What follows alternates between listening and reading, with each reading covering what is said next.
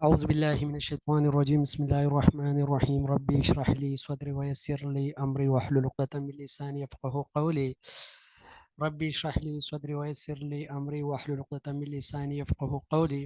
कल हमने theory X और थ्योरी वाई जो थी वो कवर की थी।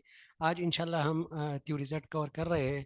थ्योरी एक्स और थ्योरी वाई का मैं थोड़ा आप लोगों को रिवीजन करता हूँ अब्रॉप्टली। थ्योरी एक्स जो थी एमसी ग्रीगर की दी हुई है, डॉगलस एमसी ग्रीगर, और थ्योरी वाई भी एमसी डॉगलस ग्रीगर की दी हुई है। दोनों एक 1950 जो थ्योरी एक्स है 1950 में आई थी और 1960 में थ्योरी वाई आई थी। ठीक है। अच्छा, इसका जो बैकग्राउंड है स्पेसिफिकली वही मेस्लो हायरार्की जो है, नीड्स हायरार्की ऑफ नीड्स जो है, वही इसका बैकग्राउंड है। थ्योरी एक्स अथॉरिटेरियन टाइप की एक थ्योरी है।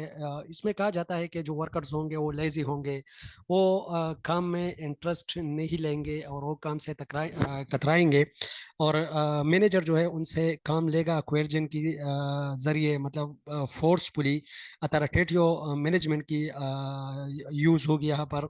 और सेकंड जो हमने थ्योरी वाई पढ़ी थी, थ्योरी वाई में पार्टिसिपेटिव मैनेजमेंट होती है। मैनेजमेंट जो होती है वो नीचे होती है, नीचे लेवल पे होती है, मतलब लोअर लेवल पे, और जो पार्टिसिपेंट होते हैं, जो सबऑर्डिनेट होते हैं, जो वर्कर और एम्प्लॉयज होते हैं, वो टॉप लेवल पे होते हैं। मतलब उनके जो डिसीजन होते हैं उन पे ज़्यादा फोकस किया जाता है, और जो पार्टिसिपेशन होती है उसमें, तो जितने भी डिसीजन लिए जाते हैं, जितने भी वर्कर्स होते हैं और चाहे मैनेजर हो, सारे मिलके कंसेंसस डेवलप करके डिसीजन लेते हैं। ठीक है। आज इंशाल्लाह हम स्टार्ट लेंगे थ्योरी जेड। ठीक है। अच्छा, आवाज़ मेरी ठीक आ रही है सिराज साहब? बिल्कुल सर, बहुत साफ, बहुत ओके जी, आला। Okay okay, thank you. अच्छा, थ्योरी जेड जो है, अगर हम देखें तो मैंने कल भी थोड़ी सी रिव्यू आपको दी थी, लेकिन अनफॉर्चुनेटली जो क्लास का टाइम था वो ख़त्म हो गया। थ्योरी जी की जो बैकग्राउंड अगर हम देखें तो विलियम डॉक्टर विलियम ऊची जो है, वो डॉक्टर विलियम ऊची, इसका ताल्लुक बेसिकली अमेरिका से है। इन्होंने इस तरह किया कि अमेरिका में, सॉरी, अमेरिका में इंडस्ट्रियल रिसेशन आ गई, इन्फ्लेशन ज़्यादा हो गए, और जो इंडस्ट्रीज थी उसकी जो मैनेजमेंट थी वो इन इफेक्टिव की तरफ जाने लगी। तो डॉक्टर विलियम ओची ने कहा, उन्होंने एक स्टडी कंडक्ट की, और उस स्टडी के बेस पे उन्होंने जो थ्योरी दी, इन्होंने कहा कि जो जेपनीज मॉडल है उनको हमें अडॉप्ट करना चाहिए, और अमेरिकन मॉडल और जेपनीज मॉडल दोनों को सिमल्टेनियसली अगर हम यूज़ कर ले तो हमारी जो इंडस्ट्रीज है उसकी प्रोडक्टिविटी इनहेंस और इंक्रीज हो जाएगी। ठीक है। तो जेपनीज मैनेजमेंट स्टाइल पर ये फोकस करती है थ्योरी जेड। ठीक है। introduced in 1980, this theory was based on some assumptions। देखो, फर्स्ट एजम्पशन क्या है? Promote stable employment, high productivity and high employee morale and satisfaction. ठीक है। स्टेबल एम्प्लॉयमेंट का मतलब ये है कि जहां पर जॉब सिक्योरिटी होगी, तो मीन कि आपका जॉब सिक्योर है। आपको पता है कि मेरा जो जॉब है वो सिक्योर है, मतलब 30 ईयर और 40 ईयर तक, तो आप काम में फिर दिलचस्पी लेते हो, और आपको पता है कि मुझे जो इंसेंटिव्स मिल रहे हैं, टाइम टू टाइम मेरे इंक्रीमेंट्स भी हो रहे हैं। तो यही होती है स्टेबल एम्प्लॉयमेंट। ठीक है। फिर employees want to build cooperative relationships with other employees in the firm. Firm mean organisation यहाँ पर। ठीक है। तो यहाँ पर एम्प्लॉयज जो होंगे वो कोऑपरेटिव रिलेशनशिप एक दूसरे के साथ और फर्म के साथ ताल्लुक रखेंगे। ठीक है। Let's also talk about sense of dedication, self discipline, collective decision with in the firm. ठीक है। ये चीजें मैंने कल एक्सप्लेन की भी थी। सेल्फ डिसिप्लिन का कॉन्सेप्ट मैंने आप लोगों को कहा था कि it is a modern concept of discipline. It mean कि when we enable someone that they himself or herself internalize that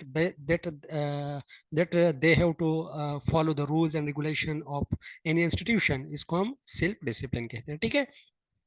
अच्छा, कलेक्टिव डिसीजन यहाँ पर होती है, जिस तरह कल भी मैंने आप लोग को कहा था, कलेक्टिव डिसीजन थ्योरी वाई में भी होती है। ठीक है।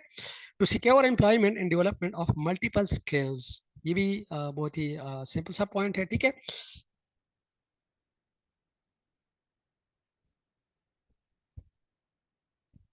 अच्छा, विलियम जी ऊची जो है, ये अमेरिकन प्रोफेसर थे author in the field of business management. BA इन्होंने किया William college, MBA Stanford university. Stanford university मैंने आप लोगों को कहा था कि कल एक और भी बात मैंने कही थी कि जो माइक्रो टीचिंग DW एलन, वो भी स्टैनफोर्ड यूनिवर्सिटी से ही था। उन्होंने माइक्रो टीचिंग का कंसेप्ट दिया था, वो भी इंशाल्लाह हम आगे पढ़ेंगे। PhD in business administration, the university of Chicago. Stanford business school professor for 8 years। Oche also came up with these three approaches to control in organizations management। ये तीनों अप्रोचेस भी उन्होंने ही दी हुई है। ठीक है।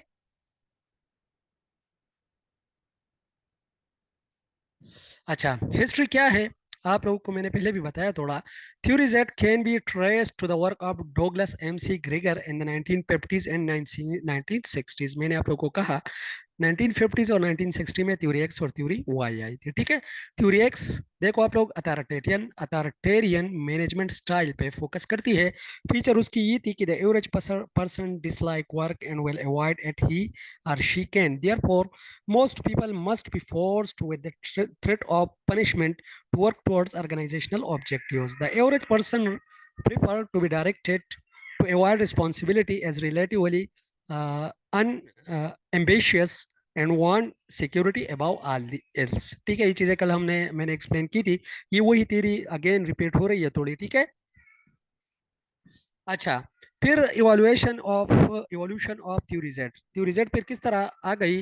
In the 1970s and 1980s many US industries lost market share to international competitors, particularly Japanese companies, ठीक है। जितने भी जापानीज कंपनीज थे उन्होंने पर्टिकुलरली 1970 और 1980 के दरमियान मैंने आप लोगों को कहा कि जो शेयर्स थे वो ज़्यादातर लॉस किए, मतलब जो कंपनीज थी वो रिसीशन में पड़ गई, तावान में पड़ गई, ठीक है। which contrasted American types of organization type A क्या है? अमेरिकन टाइप है that were rooted in the United States tradition of individualism with Japanese organization type G, ठीक है। इंडिविजुअलिज्म पहले से मौजूद था, मतलब एक ही बंदा क्या करता था, मैनेजर होता था और एक ही बंदा खुद ही डिसीजन लेता था ऑटोक्रेटिक वे से। तो इसी वजह से ये जो इंडिविजुअलिज्म और फिर ऑर्गेनाइजेशन जेपेनीज ऑर्गेनाइजेशन जो है टाइप जे, इस इनको इनने मर्ज किया दोनों को। They drew upon the Japanese heritage for collectivism, ठीक है। इंडिविजुअलिज्म से कलेक्टिविज्म की तरफ। कलेक्टिविज्म मीन कि जहाँ पर जो आपके डिसीजन हो उसमें बहुत ज़्यादा लोग इन्वॉल्व हो, जो आपके सबॉर्डिनेट है, जो आपके वर्कर है, जो आपके एम्प्लॉयज़ है, वो भी डिसीजन में इन्वॉल्व हो, तो इसको हम कलेक्टिविज्म कहते हैं। और इंडिविजुअलिज्म जो है वो स्पेसिफिकली वो होती है जिसमें एक ही बंदा ऑटोक्रेटिक वैसे डिसीजन भी लेता है और कंपनी के जितने भी वर्क है वो खुद ही संभालने की कोशिश करता है, ठीक है। Ouchi propose that a theory management approach could lead to greater employ job satisfaction, ठीक है। जॉब सेटिस्फेक्शन हो गया यहाँ पर, lower rate of absenteeism and turnover, ठीक है। लोग एब्सेंटीज नहीं करेंगे, जब लोग सेटिस्फाई होंगे तो एब्सेंटीज नहीं करेंगे, हाई क्वालिटी प्रोडक्ट्स बनाएंगे, better overall financial performance for US firms, ठीक है। जितनी भी फाइनेंशियल परफॉर्मेंस है यूएस फर्म की वो ऑटोमेटिकली इंक्रीज हो जाएगी, ठीक है। यहाँ तक किसी का कोई क्वेश्चन कंफ्यूजन तो नहीं है? Sir, I have one question. जी जी। What is the role of theory Z in classroom management? अच्छा, थ्योरी जेड हम क्लासरूम मैनेजमेंट में किस तरह यूज करते हैं, क्वेश्चन यही है? जी सर। हाँ, ये तो देखो, क्लासरूम मैनेजमेंट में एक होता है हमारा अथॉरिटेटिव वे, जिसको हम देखो जब टीचर इंस्ट्रक्शन देता है तो दो टाइप ऑफ इंस्ट्रक्शन होते हैं क्लासरूम के अंदर, ठीक है। एक होता है डायरेक्ट इंस्ट्रक्शन और एक होता है इनडायरेक्ट इंस्ट्रक्शन। डायरेक्ट इंस्ट्रक्शन का मतलब यही है कि this is related to theory X.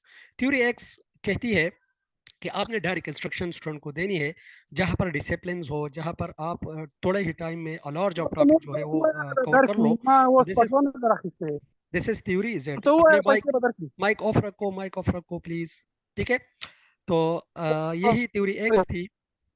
Theory x में उन्होंने ये कहा था कि जो अथॉरिटेटिव तरीका है वही यूज़ होगा, तो ये भी हम क्लासरूम में यूज़ कर सकते हैं। अगर डिसिप्लिन की इश्यूज है ये हम यूज़ कर सकते हैं। और सेकंड जो थ्योरी वाई है, अगर स्टूडेंट ऐसे है फॉर एग्जांपल, या हमने ऐसे सब्जेक्ट पढ़ाने हैं जिस तरह साइंस हो गया या दूसरे वो हो गए, तो उसमें हम डेमोक्रेटिक वे से चलाना होगा स्कूल को या क्लासरूम को। या अगर हम इसको इस तरह कहें कि स्कूल के जितने भी डिसीजन होते हैं तो उसमें हमने जो हमारे असातिज़ा होंगे उसको हमने इन्वॉल्व करना है, दिस इज थ्योरी वाई, ठीक है। और जो जेड थ्योरी है, दोनों को अगर हम साथ चले, कभी कभी हम मतलब अथॉरिटेटिव की तरफ, देखो अथॉरिटेरियन और अथॉरिटेटिव जो है ये भी इंशाल्लाह आगे हम पढ़ेंगे, इनमें थोड़ा सा डिफरेंस है लेकिन अक्सर सेम ही मीनिंग में यूज होता है।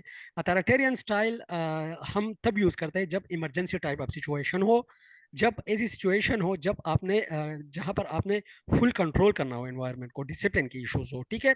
तो वो भी आप स्कूल में यूज कर सकते हो। अक्सर हम यूज़ करते हैं, जिस तरह हमारे ये जो पीईटी और ये होते हैं, वो ज़्यादातर अथॉरिटेटिव तरीका ही यूज़ करते हैं, ठीक है, डिसिप्लिन के हवाले से। और सेकंड, जब हम क्लासरूम के अंदर कुछ एक्टिविटीज़ वगैरह करते हैं या टीचर को इन्वॉल्व करके डिसीजन मेकिंग में, तो यही हमारे पास फिर पार्टिसिपेटरी अप्रोच होगा, जो दोनों को सपोर्ट लेके आगे चलता है, ठीक है। सिराज साहब, समझ लग गई? जी सर, आपका मतलब ये है कि थ्योरी जी को हम मतलब दोनों को मिला के क्लासरूम मैनेजमेंट में इस्तेमाल कर सकते हैं, मतलब बिल्कुल इंटीरियर बिल्कुल एक्स एंड कर वाई को। सकते हैं। देखो, अगर क्वेश्चन आप लोगों से यही पूछा जाए कि कौन सी मेथड जो है वो बेस्ट है, तो एक मेथड बेस्ट नहीं है। अक्सर हम कहते हैं कि क्लासरूम के अंदर कौन सा मेथड बेस्ट है, तो एक मेथड बेस्ट इसलिए नहीं है कि अगर हम साइंस पढ़ा रहे हैं तो उसके लिए डिमॉन्स्ट्रेशन मेथड बेस्ट है। तो डिमॉन्स्ट्रेशन मेथड के अंदर फिर हम थ्योरी वाई यूज करेंगे या थ्योरीज ही यूज करेंगे। लेकिन अगर अगर हमारे पास हम एक स्टोरी टाइप या हम एक ऐसी चीज पढ़ा रहे हैं या लेक्चर टाइप, जिस तरह लैंग्वेजेस है उसको हम पढ़ा रहे हैं, तो फिर हमने लेक्चर मेथड को फिर यूज करना होगा, जो कि एक्स थ्योरी जो है उस पर फोकस करता है। समझ लग गई? ठीक है सर, ठीक है सर। ओके जी। थैंक अच्छा, यू। अमेरिकन ऑर्गेनाइजेशन और जापानीज ऑर्गेनाइजेशन में कुछ डिफरेंस यहाँ पर लिखा गया है। शॉर्ट टर्म एम्प्लॉयमेंट ये अमेरिकन ऑर्गेनाइजेशन में होती है। इंडिविजुअल डिसीजन मेकिंग, देखो, इंडिविजुअल जो होते हैं वही डिसाइड करते हैं, जो मैनेजर होता है, ठीक है। जापानीज में लाइफ टाइम एम्प्लॉयमेंट होता है और कलेक्टिव डिसीजन मेकिंग होती है, तो ये बेस्ट है। जेपेनीज जो है ये बेस्ट मॉडल है एज कम्पेयर टू अमेरिकन। अच्छा, individual responsibility, rapid evolution and promotion, जल्दी जल्दी उनकी प्रमोशन हो जाती है और जल्दी जल्दी उनकी इवोल्यूशन हो जाती है। यहाँ पर कलेक्टिव रिस्पॉन्सिबिलिटी होती है, स्लो इवोल्यूशन होती है और प्रमोशन भी स्लो होती है, ठीक है। तो explicit control mechanics, implicit control mechanics, explicit का मतलब यह है कि बिल्कुल वाज़ेह formal type, explicit and implicit curriculum और एक्सप्लिसिट एंड इम्प्लिसिट इंस्ट्रक्शन, ये दोनों हम पढ़ेंगे। एक्सप्लिसिट का मतलब यह है बिल्कुल वाजे कि आपने इस बाउंड्री को क्रॉस नहीं करना, ठीक है, आपने इसी चीज पे नहीं जाना, आपने ये काम नहीं करना, आपने बिल्कुल एब्सेंटी नहीं करनी, दिस इज एक्सप्लिसिट, ठीक है। तो वहां पर वर्कर जो होगा वो थोड़ा मतलब होप टाइप की माहौल में होगा। लेकिन इम्प्लिसिट जो होगा, कंट्रोल मैकेनिज्म यहाँ पर हो सकता है एक बंदा अगर एब्सेंटीज भी कर ले तो उसकी रीजन जो है उस पर देखना चाहिए कि हाँ, रीजन क्या थी, ठीक है। तो अगर रीजन वैलिड है तो मीन कि वो उसका हक होना चाहिए, ठीक है। फिर स्पेशलाइज्ड कैरियर पाथ यहाँ पर है और non specialised career path. Specialised career path का मतलब ये है कि ऑलरेडी स्पेशलाइज्ड लोग जो है वही पाथ ऑलरेडी डिसाइड कर रहे होते हैं, और नॉन स्पेशलाइज्ड कैरियर पाथ का मतलब यही है कि सारे इसमें इन्वॉल्व होते हैं, और जो कैरियर पाथ होता है जिसपे उन्होंने जाना होता है वही सारे मिलके डिसाइड करते हैं, ऑलरेडी फिक्स नहीं होता, ठीक है। Segmented concern for employee as an employee, segmented mean कि यहाँ पर सिर्फ और सिर्फ एक सेगमेंट पे फोकस किया जाता है। और holistic concern for employee as a person, यहाँ पर ओवरऑल जिस तरह होलिस्टिक हम पढ़ेंगे इंशाल्लाह एसएनसी में, सिंगल नेशनल करिकुलम, वहाँ पर ये एक एडवांटेज है एसएनसी का, सिंगल नेशनल करिकुलम का, कि जो होलिस्टिक डेवलपमेंट है वो स्टूडेंट की होती है, ये उसका एक पॉजिटिव पॉइंट है, ठीक है। और यहाँ पर segmented concern for employee as an employee, ठीक है। एम्प्लॉय की यहाँ पर क्या है, सेगमेंटेड, एक ही सेगमेंट की इंप्रूवमेंट हो रही है, ठीक है। अच्छा, ये समझ लग गई?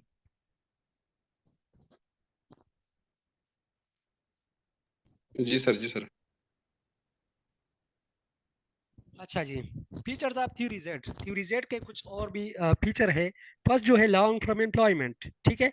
फॉर एग्जांपल जब आप सेलेक्ट होते हो तो आपकी जो एम्प्लॉयमेंट है, जिस तरह पाकिस्तान में हमारी 30 साल और 60 साल की जो ये रिटायरमेंट का एज है, तो यही लॉन्ग टर्म एम्प्लॉयमेंट ही है, ठीक है। अगर आपको पता है कि मैं सिक्योर हूँ, जॉब सिक्योर है, तो फिर आप उसी जॉब से जाने की कोशिश नहीं करते, और ऑर्गेनाइजेशन जो है वो फ्रूटफुल रिजल्ट देता है, ठीक है।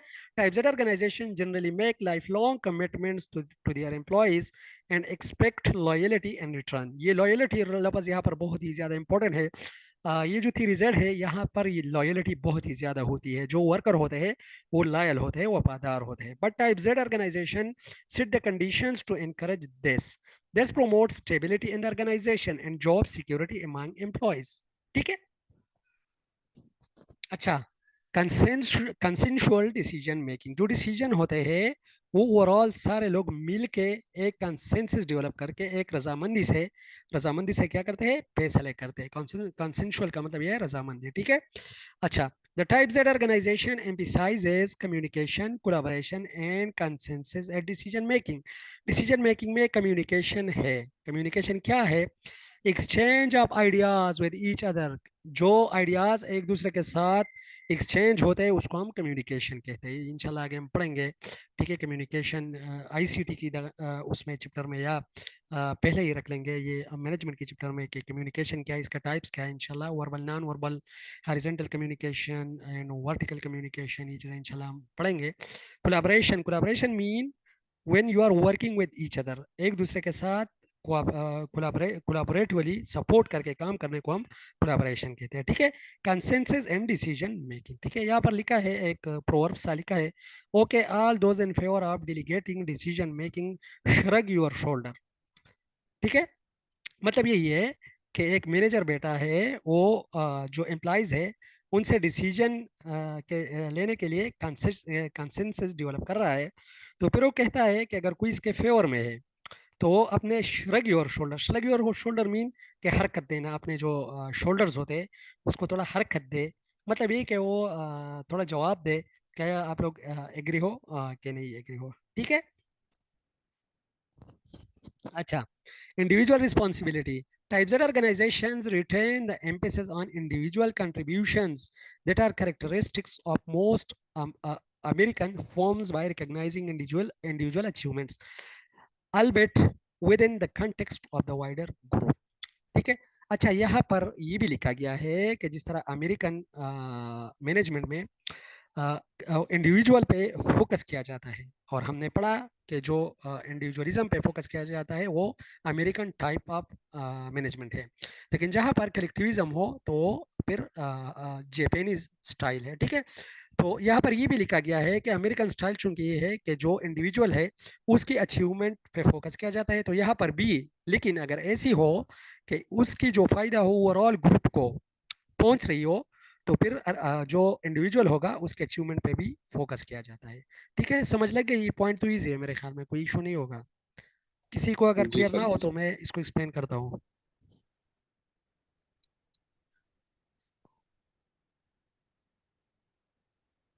अच्छा जी, समझ लग गई सबको?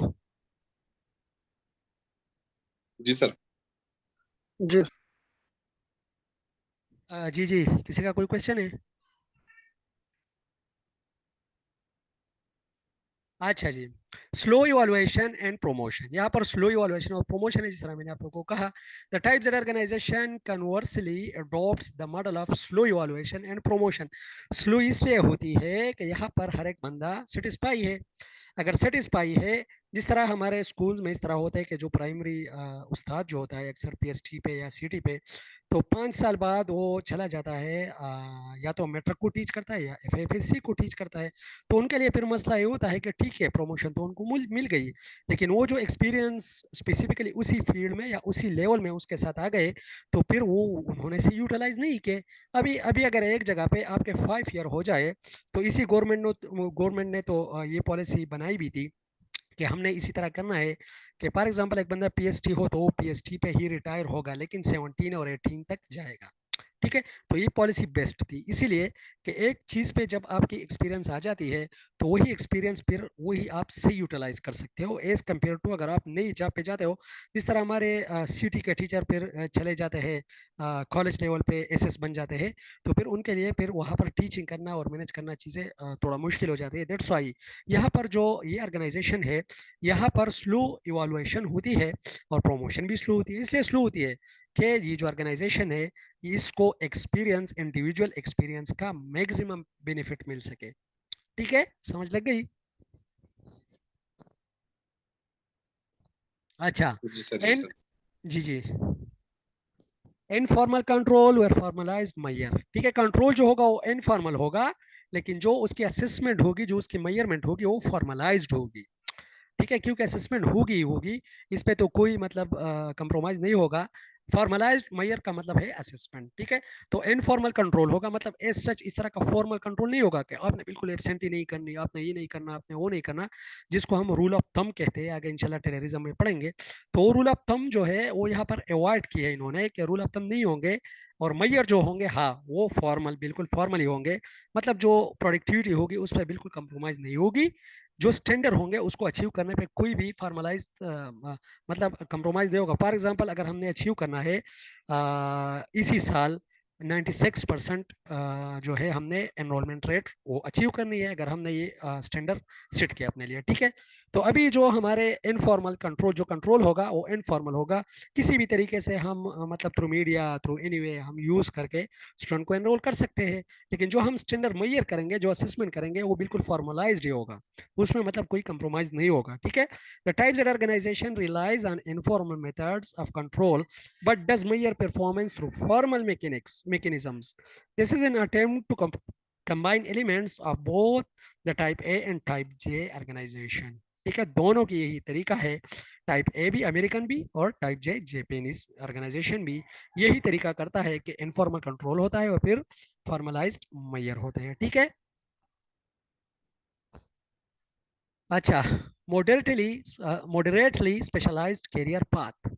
ठीक है, मॉडरेटली वहां पर क्या था, वहां पर मॉडरेटली नहीं था, वहां पर बिल्कुल स्ट्रिक्ट स्पेशलाइज्ड करियर पाथ था। बस जिस रास्ता उन्होंने मुंतखब किया मैनेजर ने, आपने वही अचीव करना है, उसी रास्ते पे जाके आपने, ये देखो एक बंदा जा रहा है, रास्ते में जो मोड़ आया है वही भी इन्होंने तय करना होगा। बज़ाहिर ये अगर ये जापानीज मैनेजमेंट स्टाइल होता तो ये जो मोड़ सामने आ रहा है इसको डिस्प्लेसमेंट करके, डिस्प्लेसमेंट मीन द शॉर्टेस्ट, ठीक है, ये डायरेक्ट भी जा सकता है। लेकिन ये जो मोड़ यहाँ पर है इसका मतलब यही है कि ये अमेरिकन टाइप ऑफ स्टाइल है कि जो भी रास्ता आपको मैनेजर देगा बस वही रास्ते से आपने जाना है। ठीक है, लेकिन अगर शॉर्टेस्ट पॉसिबल वे है तो फिर थ्योरी जेड कहती है कि नहीं, आपने फिर शॉर्टेस्ट को ही यूज करना है, लेकिन प्रोडक्टिविटी पे कोई कंप्रोमाइज नहीं होनी चाहिए। प्रोडक्टिविटी जो है वही बिल्कुल मैक्सिमम होनी चाहिए। ठीक है, तो the types that organisation adopt a middle of the road posture with career paths that are less specialized than the traditional US model but more specialized than the traditional Japanese model। ये तो easy है मेरे ख्याल में। As such जितना भी इसका broad concept है वो आप लोग याद कर लो। ठीक है, छोटे छोटे चीज़ें जो होती है, जब आप इसको डिस्कस करते हैं, हम इसको डिस्कस करते हैं, तो आप लोगों के जो माइंड में एक स्कीमास बन जाते हैं, और जब इंशाल्लाह इंटरव्यू होगी तो यही स्कीमास ऑटोमेटिकली आप लोगों की अनकॉन्शियस से कॉन्शियस में आना शुरू हो जाएगी। और इंशाल्लाह कोई भी क्वेश्चन आप लोगों से अगर पूछा जाए तो जो टर्मिनोलॉजीज यहाँ पर यूज़ हो रही है इसी हवाले से। लेकिन अक्सर इस तरह होता है कि हेडमास्टर के इंटरव्यूज़ में एक मैनेजमेंट साइड पे भी एक बंदा जो है वो बैठा होता है। तो अगर मैनेजमेंट साइड से एक बंदा बैठा हो और वो 19 और 20 स्केल का हो, तो जाहिर बात है वो तो आप लोगों से बच्चों वाले क्वेश्चन नहीं करेंगे, अच्छे खासे क्वेश्चन करेंगे। तो इन उनका जवाब देने के लिए फिर आप लोगों ने डीप स्टडी करनी होगी। जिस तरह थ्योरी एक्स, थ्योरी वाई और थ्योरी जेड के बारे में अगर आप लोगों से पूछा जाए कि इन दोनों के दरमियान डिफरेंस, तीनों के दरमियान डिफरेंस क्या है और कम्बिनेशंस क्या है, मतलब सिमिलर पॉइंट्स क्या है, तो अगर आप लोगों ने 5 6 पॉइंट्स भी पढ़े हैं तो 3 3 4 4 आप इजीली फिर एक्सप्लेन कर सकते हो। ठीक है, अच्छा, होलिस्टिक कंसर्न भी हमने पढ़ा था कि ओवरऑल जो डेवलपमेंट है उस पर फोकस करता है। The types that organisation is characterised by concern for employees that goes beyond workplace. उन लोगों पे भी मतलब ये उनकी डेवलपमेंट की बात करता है, बेटरमेंट की बात करते हैं जो वर्क प्लेस से बिल्कुल बियॉन्ड है। मतलब अगर लोकल कम्युनिटी है साथ में और यहाँ पर एक इंडस्ट्री है, तो ये जो होंगे जापानी स्टाइल वाले या जेड थ्री जेड वाले, तो ये फोकस उस पे भी करेंगे, उसकी बेटरमेंट के लिए भी काम करेंगे। एज सच सिर्फ एम्प्लॉयज के लिए नहीं काम करेंगे। This philosophy is more consistent with the Japanese model than the US model. ठीक है, अच्छा, इवैल्यूएशन ऑफ द रिजल्ट जो है पॉजिटिव इसके क्या है, एम्प्लॉय सेटिस्फेक्शन है, मोटिवेशन है, कमिटमेंट है, फाइनेंशियल परफॉर्मेंस है। ठीक है, employee satisfaction, motivation, commitment, financial performance, ये पॉजिटिव पॉइंट्स है थ्योरी सेट की। नेगेटिव क्या है, do not outperform other organisation. Do not outperform other organisation मतलब ये कि दूसरे ऑर्गेनाइजेशन को इसके साथ लिंक नहीं किया जाता, जस्ट एक ही ऑर्गेनाइजेशन की बात की गई है। बीन मिसप्लेस्ड, ठीक है, और कंसिडरेबल क्रिटिसिज्म मतलब ये कि और भी कंसिडरेबल क्रिटिसिज्म इस पे आ सकते हैं। ठीक है, तो ये तो मेरे ख्याल में ऐसे जितनी ज़्यादा कंफ्यूज नहीं है। अच्छा जी, ये थ्योरी जेड खत्म हो गई, आगे हम इंशाल्लाह जा रहे हैं। किसी का कोई क्वेश्चन, कोई कंफ्यूजन तो नहीं है?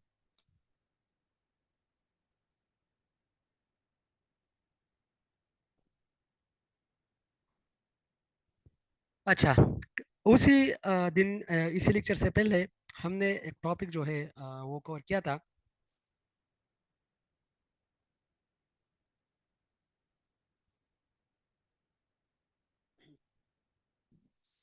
अच्छा जी, उसी दिन हमने एक टॉपिक कवर किया था जिसको हमने जो मैनेजेरियल रोल्स थे वो हमने कवर किए थे। यहाँ पर मैनेजेरियल या मैनेजमेंट स्किल्स, मैनेजमेंट के कुछ स्किल्स भी है जो कि कॉट्स जो है, रॉबर्ट कॉट्स, उन्होंने आइडेंटिफाई किए हैं। 3 टाइप ऑफ स्किल जो है मैनेजर और हेडमास्टर स्कूल के अंदर यूज कर सकता है। ठीक है, फर्स्ट जो है वो टेक्निकल स्किल होगा। हेडमास्टर के जहन में फर्स्ट जो स्किल है वो टेक्निकल स्किल है। These are specialized knowledge and executing techniques। ठीक है, मैनेजमेंट के जो टेक्निक है वही, और जो स्पेशलाइज्ड नॉलेज है स्पेसिफिकली वही हमारे पास टेक्निकल स्किल्स में आ जाते हैं। ठीक है, अच्छा, टेक्निकल स्किल जो होंगे ये हमारे पास वही स्किल होते हैं जो कि स्पेशलाइज्ड नॉलेज और एग्जीक्यूटिंग या मैनेजमेंट टेक्निक्स होते हैं। Executing mean management technique. ठीक है, अच्छा, ह्यूमन स्किल्स यहाँ पर जो है people motivation, communication and have a good and respectable place in the organization and society। इसको अगर हम इम्प्लीमेंट करें स्कूल के अंदर तो people motivation, communication and have a good and respectable place in the school or in the society. ठीक है, हर एक बंदा जो है वो रिस्पेक्ट का ईगर है और रिस्पेक्ट का भूखा है। दैट्स वाई ह्यूमन स्किल में रिस्पेक्ट होनी चाहिए। ठीक है, जो हेडमास्टर होगा अपने स्टाफ को रिस्पेक्ट देगा, अपने स्टूडेंट को रिस्पेक्ट देगा, और अपने जो उसकी कम्युनिटी मेंबर्स है उसको भी रिस्पेक्ट देगा। कंसेप्चुअल स्केल जो है think and work with ideas. ठीक है, think and work with ideas बहुत मजेदार सा लिखा हुआ है ये एक paragraph. Think and work with ideas. ठीक है, आइडियाज के साथ काम करने को हम कंसेप्चुअल स्किल्स कहते हैं, और कंसेप्चुअल स्किल्स ज्यादातर एडमिनिस्ट्रेशन के होते हैं। लेकिन स्कूल में भी एक हेडमास्टर जो है वो एडमिनिस्ट्रेशन का रोल अदा करता है। दैट्स वाई ये कंसेप्चुअल स्किल जो है ये हेडमास्टर भी अप्लाई कर सकता है। ठीक है, किसी का कोई क्वेश्चन, कोई कंफ्यूजन, कोई हंसाने वाली बात, कोई रुलाने वाली बात है तो नहीं?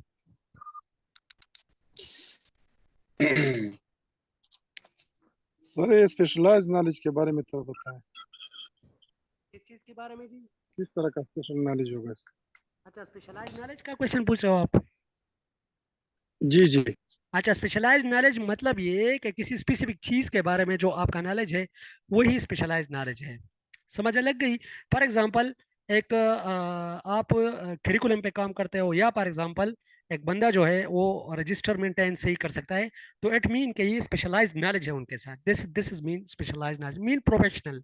सिंपल हम इसको प्रोफेशनल भी कह सकते हैं। Person is professional, it mean that he is specialised in this field.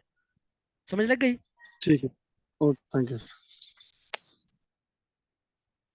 अच्छा जी, आगे चीज़ें बहुत इंटरेस्टिंग स्टार्ट हो रही है। Introduction to classical approach. अच्छा, आज मैंने टाइम थोड़ा ज़्यादा सेट किया हुआ है, लेकिन अब देखते हैं, ये तो अनपेड वर्जन है। अगर टाइम इंशाल्लाह हमें ज़्यादा मिला, ये तो स्केड्यूल हो गया है, लेकिन अगर टाइम हमें थोड़ा ज़्यादा मिला तो इंशाल्लाह हम थोड़ा ज़्यादा पढ़ेंगे। ठीक है,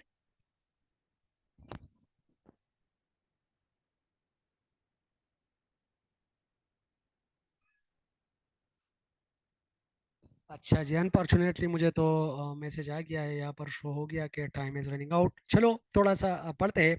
अच्छा, मेरे मैनेजमेंट जो है, हम आगे जा रहे हैं मैनेजमेंट की अप्रोचेस की तरफ। ठीक है, तो मैनेजमेंट के ओवरऑल सर फोर। सर एक रिक्वेस्ट है। जी जी, सर एक रिक्वेस्ट है, टाइम चला जा रहा है, तो अगर इसी क्लास को 5:30 पर रख ले तो किस तरह होगा? बिल्कुल बिल्कुल, मुझे तो कोई इशू नहीं है। मैं तो सुबह तक भी इंशाल्लाह ये पढ़ा सकता हूँ एज सच, क्योंकि आगे इंटरव्यू आ रही है और मैं तो बिल्कुल फुली चार्ज हूँ। एज सच कोई इशू नहीं है। सर कल से काइंडली 5:30 पर अरेंज कर लेना। अच्छा अच्छा, जी सर। तो तो फिर उसके बाद क्या ख्याल है, आप क्या कहते हो कि दूसरी क्लास फिर वहाँ पर रख लेंगे? नहीं सर, अभी काफी मतलब देर, हाँ, इधर दूसरे काम होते हैं, तो सुबह से मैं तो पढ़ता रहता हूँ ना। अब थोड़ा बहुत बहुत बंदा बाहर निकल के थोड़ा रिलैक्स हो। अच्छा, आपने कौन से टाइम का बताया, 5 बजे? 5:30 पे, 5:30 PM। अच्छा अच्छा, ठीक है, बस 5:15 पे जो है, 5:15 पे नमाज हुई थी, और नमाज के बाद डायरेक्ट इंशाल्लाह हम स्टार्ट करेंगे 5:30 पे। अच्छा, थोड़ा पढ़ते हैं। टाइम ठीक है तो सर। है मेरे ख्याल में अभी भी मेरे पास यहाँ पर 8-9 मिनट्स है, इससे कोई इशू नहीं है। ठीक है, ठीक है सर। अच्छा, जब मैनेजमेंट की अप्रोचेस की बात आती है, आप लोग इसको थोड़ा अंडरस्टैंड करने की कोशिश करो, ये बहुत ही ज़्यादा इंपॉर्टेंट है, ये बार बार पूछा गया है। टेररिज्म, ऑपरेशनल मैनेजमेंट और ह्यूमन पर्सपेक्टिव और हम ब्यूरोक्रेटिक मैनेजमेंट, ठीक है। ये बहुत ही ज़्यादा इंपॉर्टेंट है, जिसको हम कोर ऑफ मैनेजमेंट कहते हैं। बिल्कुल मैनेजमेंट का एक कोर है, एक खुलासा है, ठीक है। अच्छा, डिफिनीशन ऑफ क्लासिकल अप्रोच इस तरह हुआ कि जब इंडस्ट्रियल रिवॉल्यूशन आ गई, तो इंडस्ट्रियल रिवॉल्यूशन के बाद ये जो मैनेजमेंट था, सारी चीज़ों को साइंस के साथ लिंक होना शुरू हो गया। सारी जितने भी चीज़ें थी वहीं पर साइंटिफिक इवोल्यूशन भी हो रही थी। दैट्स वाई जितनी भी चीज़ें थी उसमें साइंस का टच दिया गया, और जितने भी अप्रोचेस थे उसमें पॉजिटिविज्म का जो एक लुक है वो आपको दिखेगा। 19 सेंचुरीज की बात हो रही है।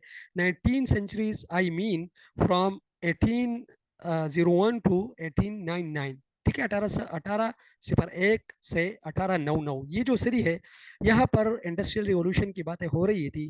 तो इसी वजह से जब इंडस्ट्रियल रिवॉल्यूशन की बातें हो रही थी तो वहाँ पर तीन अप्रोचेस इमर्ज हुए। एक पहले जो अप्रोच इमर्ज हुआ उसको हम क्लासिकल अप्रोच कहते हैं, बिल्कुल ओल्ड, ठीक है। तो क्लासिकल अप्रोच में हमारे पास टेलरिज्म आता है। टेलरिज्म के बाद उन्होंने एक दो बंदे और भी आते हैं जिसको हम गिलबर्ट कहते हैं। गिलबर्ट, लिलियन गिलबर्ट और एक और भी गिलबर्ट है, दोनों मियाँ बीवी थे, ठीक है। उन्होंने भी इस पे फिर काम किया, मोशन पे काम किया, टाइम पे काम किया, कि मतलब ये जो अननेसेसरी मोमेंट है इंडस्ट्रीज में या किसी भी जगह, हम अगर इसको कंट्रोल करें, और जाहिर बात है अगर हम इसी तरह की अननेसेसरी मूवमेंट को कंट्रोल करें तो हमारी जो प्रोडक्टिविटी है वो इंक्रीज हो सकती है, ठीक है। फिर उन्होंने टाइम पे भी कुछ एक्सपेरिमेंट किए कि ये जो हम फालतू टाइम यूज कर रहे हैं, अगर हम इसको बचा ले और इसी टाइम को कंज्यूम कर ले दूसरे टाइम में, वहां से भी प्रोडक्टिविटी हमारा इंक्रीज हो सकती है, ठीक है।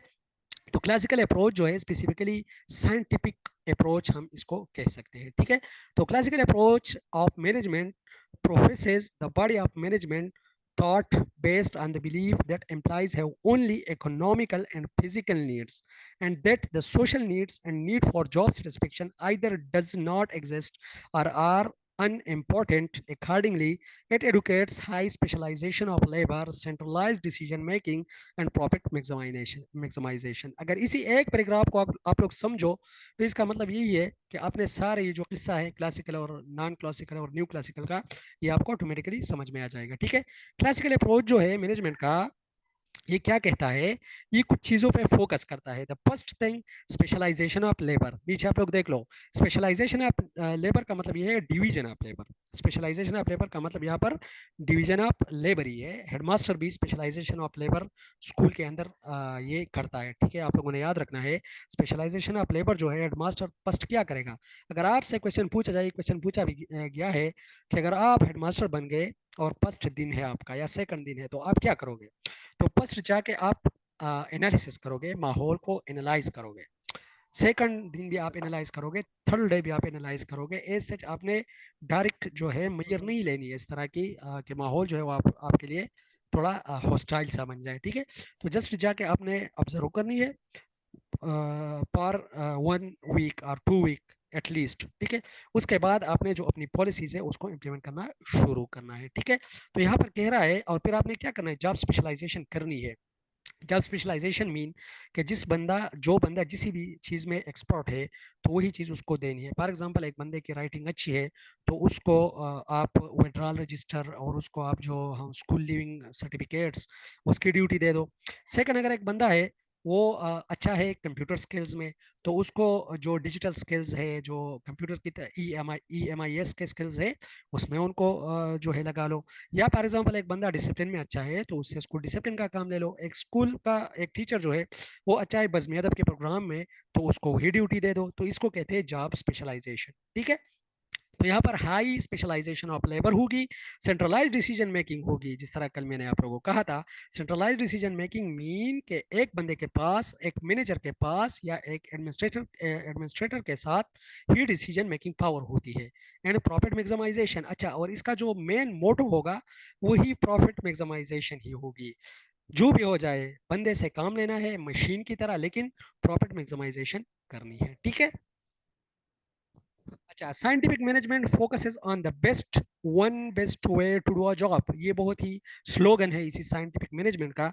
एक ये स्लोगन है वन बेस्ट वे, मतलब ये एक ही तरीके से आपने काम करना है जो आपको दिखाया गया है, रूल ऑफ थंब है।